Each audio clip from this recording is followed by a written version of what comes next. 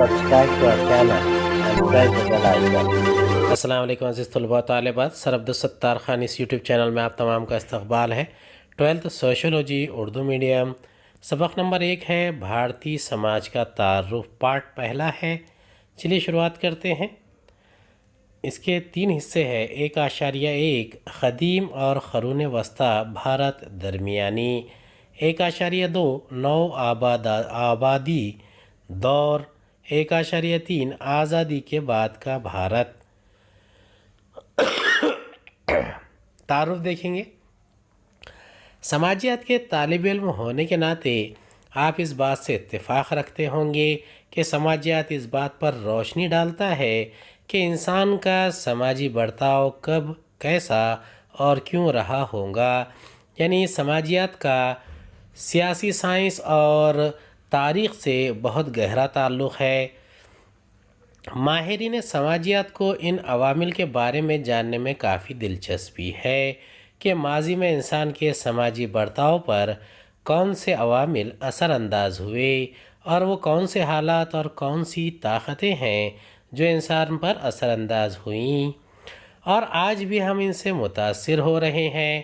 سماجی تعلقات سے ہماری سوچ، ہمارا برتاؤ، ترجیحات، پسندیدگی اور ناپسندیدگی، تعصبات، روزمرہ کی زندگی کے عقائد، طرز عمل اور رسومات وغیرہ اثر انداز ہوتے ہیں۔ یعنی اس میں تمام چیزوں کا ہم ذکر کریں گے، جس میں ہمارا برتاؤ ہے، ترجیحات ہے، پسندیدگی، ناپسندیدگی، تعصبات، یہ تمام چیزیں مذہب اور جو رسومات ہے اس سے بہت منسلک ہوتی ہے۔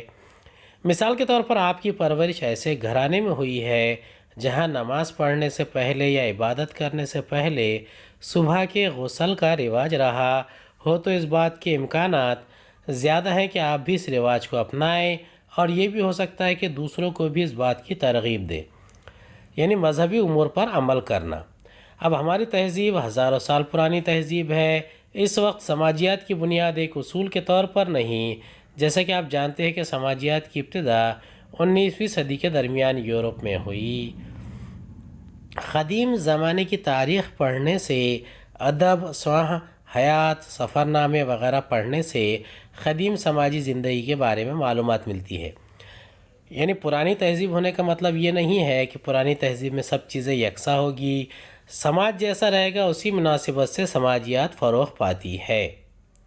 فنکاری کے ذرائع میں بناوٹی چیزیں اس وقت اور اس تہذیب کی عکاسی کرتی ہے جن میں سامان و اوزار، نقشے، زیورات، مجسمے، پینٹنگ، گنبد و محراب، سکے اور ہتھیار وغیرہ سے اس وقت کے بارے میں معلومات حاصل ہوتی ہے۔ یعنی سماج کی عکاسی کون سی چیز ہوتی ہے؟ تہذیب، اور تہذیب کی عکاسی کرنے والی چیزیں کون سی ہیں؟ سامان، اوزار، نقشے، زیورات، مجسمے، پینٹنگ، گنبد و محراب، سکے، ہتھیار، یہ تمام چیزیں کیا ہیں؟ یہ تہذیب کی عکاسی کرتی ہے۔ بہرحال کوئی تہذیب جو کئی ہزاروں سالوں پر پرانی ہو، اس کا خلاصہ ناممکن ہوگا۔ طلباء کو بآسانی تمام پہلوؤں سے آگاہی فراہم کرنے کے لیے اس سبق کو ہم نے 3 حصوں میں تقسیم کیا ہے، جیسے کہ ہم پہلے دیکھ چکے ہیں۔ پہلا ہے قدیم اور قرون وسطیٰ کا بھارت، دوسرا نوآبادیاتی دور، اور تیسرا آزادی کے بعد کا دور۔ چلیے پہلا دیکھتے ہیں، 1.1 قدیم اور قرون وسطیٰ کا بھارت۔ اب اس میں جو مفکرین ہیں یعنی اسکالرز ہیں، تو اسکالروں نے تاریخ کے مطالعے کو مختلف ادوار میں تقسیم کیا۔ اسکول کے دنوں میں تاریخ کا طالب علم ہونے کے ناطے آپ کو یہ بات یاد ہوگی کہ کس طرح تاریخ کے مختلف ادوار کا باریک بینی سے جائزہ لیا گیا۔ یعنی وادی سندھ کی تہذیب دیکھیے، یا مغلوں کی تہذیب، مراٹھوں کی تہذیب، تو یہ ان تمام اس تاریخ کے ادوار میں وہاں کی تہذیب اور وہاں کی سماجیات پر وہ تمام چیزیں اثر انداز ہوتی ہے، اور کس طرح ان پر بحث کی گئی۔ اس لیے سماجیات کے مطالعے میں ہماری سماجی تاریخ کا مطالعہ کس نوعیت کا ہونا چاہیے۔ اب سماجیات کے جو مضمون ہے اس کا قدیم بھارت، قرون وسطیٰ یعنی درمیانی دور کے کچھ اہم نکات کا ہم یہاں پر مطالعہ کریں گے۔ ابھی پہلا نقطہ کیا ہے اس میں؟ مذہبی عقائد اور عمل، دوسرا سماج میں عورتوں کا مقام، تیسرا تعلیم کی نوعیت، چوتھا سماجی زندگی، 5واں شہریانہ۔ تو سب سے پہلے ہم مذہبی عقائد اور عمل اس کا مطالعہ کریں گے، اسے سمجھیں گے۔ جہاں تک ہڑپا کی بات ہے، بہت حد تک پرت در پرت مذہبی پیچیدگیاں پائی جاتی ہے، یعنی مرد خدا کی مورتی، ماں دیوی اور جانوروں کے دیوتا پائے گئے ہیں، تاہم کسی بھی طرح کے منادر اور نہ ہی پوجا کا کوئی ثبوت ملتا ہے، یعنی مورتی وغیرہ تو ضرور ملتی ہے لیکن پوجا کا کوئی ثبوت نہیں ملتا۔ البتہ قدرتی عوامل جیسے سورج، ویدک دور میں سورج وغیرہ کی پوجا کے کچھ نقوش ملتے ہیں۔ ویدک دور میں ہندو مذہبی عقائد پر مشتمل ادبی ذرائع موجود ہیں، ان میں کچھ تحریری شکل میں موجود ہیں تو کچھ زبانی روایت ہیں، جیسے وید، اپنشد، وید نکاس، برہمن ارانکاس، مہاکاویہ وغیرہ۔ ابھی مہاکاویہ کون سے ہیں؟ مہاکاویہ یعنی مہابھارت یا رامائن، تو یہ سنسکرت زبان میں لکھے گئے ہیں، یہ ویدک دور کے حصے سمجھے جاتے ہیں۔ اب ویدک دور کو بھی ہم دو حصوں میں تقسیم کرتے ہیں، پہلا ہے ابتدائی ویدک دور اور دوسرا ہے بعد کا ویدک دور، یعنی جو ویدوں کی رچنا کا وقت ہے اسے ویدک دور کہا جاتا ہے۔ وید کون سے؟ جیسے کہ سام وید، اتھروا وید، رگ وید اور یجروید، رگ وید، یجروید، سام وید اور اتھروا وید۔ اب ہندوؤں کے لیے پرانوں اور دھرم شاستروں میں ایک ضابطۂ اخلاق وضع کیا گیا ہے جو کرم کے قانون پر مبنی ہے۔ کرم کسے کہتے ہیں؟ نہیں کرم کر پھل کی اچھا ہونا کر، ایسا کہتے ہیں نا، یعنی جو آپ اچھے کام کریں گے اسی کے لیے لفظ استعمال کیا جاتا ہے۔ اب جسے وجہ اور اثر کے قانون کے طور پر بھی جانا جاتا ہے۔ اب ہندو اس بات پر یقین رکھتے ہیں کہ انسان اس جنم میں اگر اچھا کرم کرے گا تو اگلے جنم میں اسے اچھا پھل ملے گا۔ اب ہندو طرز زندگی کے 4 اہم اصول ہیں۔ پہلا اصول کیا ہے؟ دھرم۔ دھرم یعنی دھرم کے معنی یہ نہیں ہے کہ آپ کسی مذہب پر چلے، بلکہ صحیح راستے پر چلتے ہوئے بنا کسی بدلے کی امید رکھتے ہوئے اپنی ذمہ داری نبھانا دھرم ہے۔ دوسرا ہے ارتھ۔ ارتھ یعنی سخت محنت کر کے حلال روزی کمانا، یعنی کیا مطلب ہوتا ہے، کیا معنی ہے، وہ آپ کی زندگی کے معنی سخت محنت اور حلال روزی کمانے سے آتے ہیں۔ دوسرا ہے کام، یعنی صحیح راستے پر چلتے ہوئے جنسی اتحاد کے ذریعے ہوش میں خوشی حاصل کرنا۔ اور چوتھا ہے موکش۔ اب پیدائش اور دوبارہ جنم پر یقین رکھنا اور نجات حاصل کرنا، یہ سمسکارا کا اصول ہے جسے موکش کے ذریعے بیان کیا جاتا ہے۔ سمسکارا یعنی پیدائش ہونا، پھر مرنا، پھر پیدا ہونا، پھر مرنا، پھر پیدا ہونا، پھر مرنا، جس میں آپ کسی اچھے جنم کے لیے اچھے کرم کریں گے تو کسی اچھی ذات میں آپ پیدا ہوں گے، ایسا اس کا ایک مطلب بھی ہوتا ہے۔ اب جو اسکالر ہے یعنی مفکر لوگ ہیں، ان کا ماننا ہے کہ ابتدائی ویدک دور پیشوں کے لحاظ سے کم سخت تھا اور جاتی پر منحصر تھا۔ جاتی یعنی ذات پر منحصر تھا، جو پیدائشی طور پر جانا جاتا تھا۔ اب جاتی کا نظام یعنی ذات کا نظام برہمن طبقے میں پاکی اور آلودگی کی بنیاد پر تھا۔ برہمن طبقے کے اس پس منظر کے خلاف وہاں بالادستی کے فلسفے ابھرے جن میں وردھمان مہاویر اور گوتم بدھ نمایاں تھے۔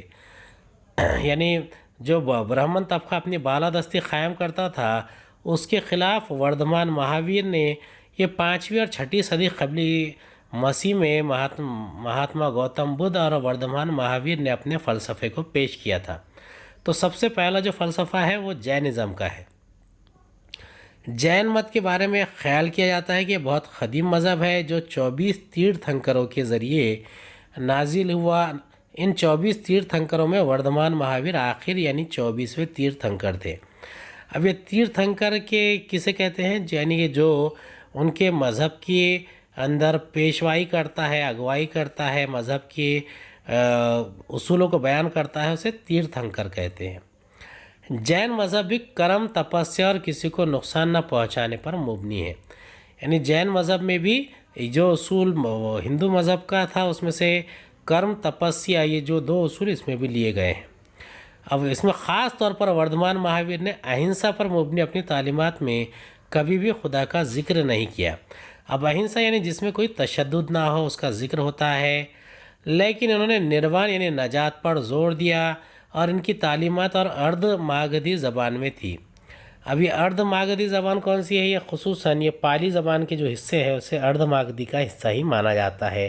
یہ 5ویں صدی قبل مسیح کی زبان ہے جو تقریباً 5ویں 6 صدی عیسوی تک کے پورے بھارت میں رائج رہی. یہ ارد ماگدھی پالی زبان تھی. اگر ہندو نظام نے قربانی اور عقیدے پر زور دیا ہے تو جین مذہب نے سخت طرز زندگی اور تپسیا یعنی عبادت پر زور دیا ہے.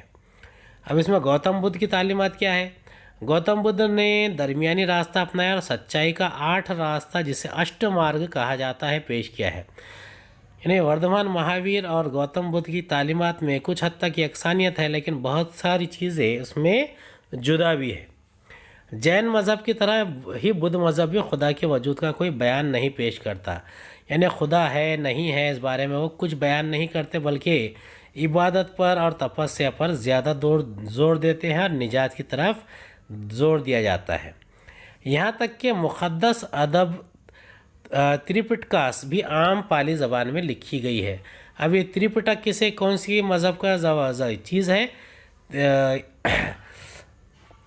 یہ بدھ مذہب میں لکھی جاتی ہے، اور بدھ مذہب میں خانقاہی نظام مسلک لازم و ملزوم تھا. یعنی مٹھوں میں رہتے تھے، جسے آپ آج کے دور میں جیسے وہار کہتے ہیں، تو بدھ بھکشو اس وقت مٹھ میں رہا کرتے تھے. اب بدھ مذہب اور جین مذہب دونوں نے ہی اپنے دروازے سبھی مذاہب کے لیے کھول دیے. جین مت کے مقابلے میں بدھ مذہب سمجھ بوجھ اور کم سخت قوانین کی وجہ سے زیادہ مقبول تھا. اس طرح بدھ مذہب دور دراز تک پھیل گیا. اب دیکھیے بدھ مذہب جو ہے دور دراز تک پھیلا، اس کا مطلب یہ نہیں ہے کہ بھارت میں رہا، بلکہ بھارت کے باہر سری لنکا، بنگلہ دیش یا برما، تھائی لینڈ، کمبوڈیا، چین، جاپان اور تبت تک کے پھیلا ہوا ہے. بدھ مذہب نے انسان کے اخلاقی کردار کو اعلیٰ کرنے کی پرزور وکالت کی ہے. یعنی سب سے اہم چیز انسانی زندگی میں اس کا کردار ہی ہوتا ہے. بدھ مذہب نے خیرات، صدقات، قربانی، خواہشات پر قابو، عدم تشدد کی تعلیمات دی. اپنشد میں بھی ان باتوں کا ذکر ملتا ہے. یعنی جو ہندو مذہبی کتابوں میں کچھ چیزیں ہیں، ایسی زیادہ تر چیزوں کا ذکر بدھ مذہب کی کتابوں میں ہے، جیسے کہ خیرات کرنا، صدقہ کرنا، قربانی پیش کرنا، خواہشات پر کنٹرول رکھنا، قابو رکھنا، اور اہنسا کی تعلیمات جیسے عدم تشدد بھی کہتے ہیں. وقت گزرنے کے ساتھ ساتھ بدھ مذہب اور جین مذہب 2 فرقوں میں تقسیم ہو گئے. جین مذہب میں دگمبر اور شویتامبر میں تقسیم ہو گیا. یعنی جین مذہب میں 2 الگ الگ ہیں حصے، پہلا ہے دگمبر، دوسرا شویتامبر. اور بدھ مذہب میں ہینیان اور مہایان یعنی 2 حصوں میں یہ بھی تقسیم ہو گیا ہے. آگے جا کر اس میں اور زیادہ تقسیم ہوئی ہے. قرون وسطی یعنی درمیانی دور میں مذہب، یہ 650 سے 1500 صدی عیسوی کرسچین ایرا کہہ رہے ہیں. CE یعنی کرسچین ایرا، یعنی مذہب اسلام اور مذہب عیسائیت کی آمد کے بعد کا وقفہ ہے. یہ یعنی 6 صدی عیسوی سے 7ویں صدی عیسوی سے 15ویں صدی عیسوی تک. اب اس دور میں بہت سارے مذاہب بھارت کے باہر سے آئے، جن میں یہودیت، عیسائیت، اسلام اور زرتشت پسندی شامل ہے. ابھی سب سے پہلے ہم جنوبی ہندوستان کے سنگم دور کا ذکر کریں گے. اب یہ سنگم دور کیا ہے؟ یہ 6 صدی قبل مسیح سے 3 صدی عیسوی تک، یعنی یہ تقریباً 900 سال رہا. یہ پہلا سنگم دور کہلاتا ہے. تاریخ کا دور ہے. اس دور میں دیوتا کی عبادت، درخت، پتھر، پانی، جانور، ستاروں اور سیاروں کی پوجا کی جاتی تھی. یہ خاص طور پر تمل ناڈو اور کیرلا، کرناٹک اور آندھرا پردیش کے علاقوں میں یہ رائج تھا. اور اس کا جو مرکز تھا وہ مدورائی تھا. مدورائی کہاں پر ہے؟ یہ مدورائی تمل ناڈو کے بیچوں بیچ میں ایک شہر ہے، بہت ہی قدیم شہر ہے.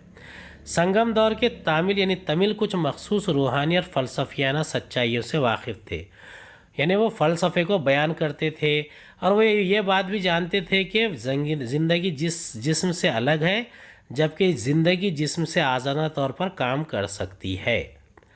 سنگم دور، اب یہ 6 صدی قبل مسیح سے 3 صدی عیسوی تک. اب اسے قدیم جزیرہ نما ہندوستان یعنی بھارت کی تاریخ کا دور بھی کہا جاتا ہے، جو موجودہ تامل ناڈو، کیرلا ریاستوں کے قریب ہے. اس کا نام مدورائی شہر میں قائم شعراء اسکالرز کے مشہور سنگم اکیڈمی، یعنی وہاں پر ایک سنگم، عام طور پر یہ ایک قسم کی اکیڈمی ہوتی تھی، سنگتی ہوتی تھی، جہاں پر سب لوگ جمع ہو کر مختلف چیزوں کا بیان کرتے تھے. سنگم کے دور میں مذہب نے خاطر خواہ کردار ادا نہیں کیا تھا. دوسرا ہے زرتشت پسندی۔ اب یہ زرتشتزم کیا ہے؟ یہ جو پارسی لوگ ہوتے ہیں ان کے لیے لفظ استعمال کیا جاتا ہے۔ زرتشت کے دوسرے معنی یہ بھی ہے کہ جو آگ کی پوجا کرنے والے۔ زرتشت کی جڑیں مشرق وسطیٰ کے خطے میں پائی جاتی ہے، خصوصاً ایران میں۔ اس عقیدے کے لوگوں پر ظلم و ستم نے انہیں موجودہ گجرات کے قریب ہندوستان کے مغربی ساحل تک پہنچایا۔ زرتشت پسندی واحد بیرونی مذہبی جماعت ہے جو اب بھی کمیونٹی میں رہتے ہوئے سارے افعال کی انجام دہی کرتے ہیں، یعنی وہ آج بھی کمیونٹی میں مل جل کر رہتے ہیں۔ اس نے مذہب کی تبدیلی اجازت نہیں دی ہے۔ اس کے علاوہ ان کے آگ کے مندروں میں کسی دوسرے مذہب کے افراد کا داخلہ بھی سختی سے منع ہے۔ یہ خیال کیا جاتا ہے کہ جب کہ یہودی مذہب کے لوگ ہندوستان آنے والے ابتدائی غیر ملکی مذاہب میں سے ایک ہے، وہ تجارت کے مقصد سے عبرانی بادشاہ سلیمان علیہ السلام کے سوداگروں کے ساتھ آئے تھے۔ یعنی بھارت میں آنے والے سب سے پہلے جو ابتدائی غیر ملکی مذہبی لوگ تھے وہ کب آئے تھے؟ یہ حضرت سلیمان علیہ السلام کے زمانے میں آئے تھے۔ 6 صدی قبل مسیح کی بات ہے۔ اس وقت یہ سوداگروں کے ساتھ بھارت میں آئے تھے۔ ممبئی میں بھی بنی اسرائیل یعنی یہودیوں کی ایک چھوٹی سی جماعت ہے، اور یہ خیال کیا جاتا ہے کہ میزورم میں بھی کچھ قبائلی یہودی شناخت رکھتے ہیں۔ یہودی لوگ توریت کی پیروی کرتے ہیں، جس میں بائبل کے قدیم عہد نامے کی کتابیں بھی شامل ہے۔ یہودیت توحید پسند مذہب ہے۔ انہیں اس بات کا یقین ہے کہ مسیح یعنی نجات دہندہ بھی آنے والا ہے۔ صدیوں سے ان کے پاس ایک اپنی سرزمین نہیں تھی۔ اب دیکھیے اس کے بارے میں آپ مختلف قسم کی آراء ہیں۔ آپ زیادہ تر مذہبی کتابوں میں یا پھر یوٹیوب پر گوگل پر آپ سرچ کر سکتے ہیں، بڑے پیمانے پر ان کے بارے میں معلومات مل جائے گی۔ یعنی اس میں ان کی جو اپنی سرزمین تھی، جو پرامسڈ لینڈ جس میں آج اسرائیل آباد ہے، وہ ان کی پرامسڈ لینڈ ہے، اسے مانتے ہیں۔ بلکہ بہت سارے بر اعظم میں رہتے تھے، یعنی کہیں افریقہ میں، یورپ میں اور ایشیا میں۔ 20ویں صدی میں انہوں نے اپنا ایک شناخت اسرائیل کے طور پر قائم کی۔ کئی سالوں کی سیاسی جدوجہد کے بعد 1 صدی عیسوی میں عیسیٰ مسیح کے ایک رسول سینٹ تھامس نے جنوبی ہند میں ملابار کے ساحل تک عیسائیت کو لے آئے تھے۔ یعنی عیسائیت کو پہلی مرتبہ بھارت میں حضرت عیسیٰ علیہ السلام کے زمانے میں سینٹ تھامس لے کر آئے تھے۔ اس وقت جو شامی لوگوں نے عیسائیت کو قبول کیا تھا انہیں شامی عیسائی کہتے تھے، یعنی سیرین کیتھولک کرسچنس جو ہے یہ سیریا کے رہنے والے تھے۔ عیسائیت میں بھی یہودی مذہب کی طرح ایک توحیدی عقیدہ ہے، یعنی ایک خدا کو مانتے ہیں، جس میں ایک نظریہ موجود ہے۔ ان کا عقیدہ ہے کہ زمین پر ان کی ایک ہی زندگی ہے، اور یہی زندگی اس بات کا فیصلہ کرے گی کہ وہ جنت میں جائیں گے یا جہنم میں جائیں گے۔ دیکھیے اسلام، یہودیت اور عیسائیت کا جو یکساں پہلو ہے وہ ایک زندگی کا ہے اور ایک خدا کا ہے۔ عیسائی مذہب کی بنیاد محبت کے اصول پر ہے، اور تمام عیسائی اپنے عیسیٰ مسیح کی موت اور قیامت پر یقین رکھتے ہیں، اور نوآبادیاتی دور کے دوران عیسائیت کے اثرات خاص طور پر قابل ذکر ہیں۔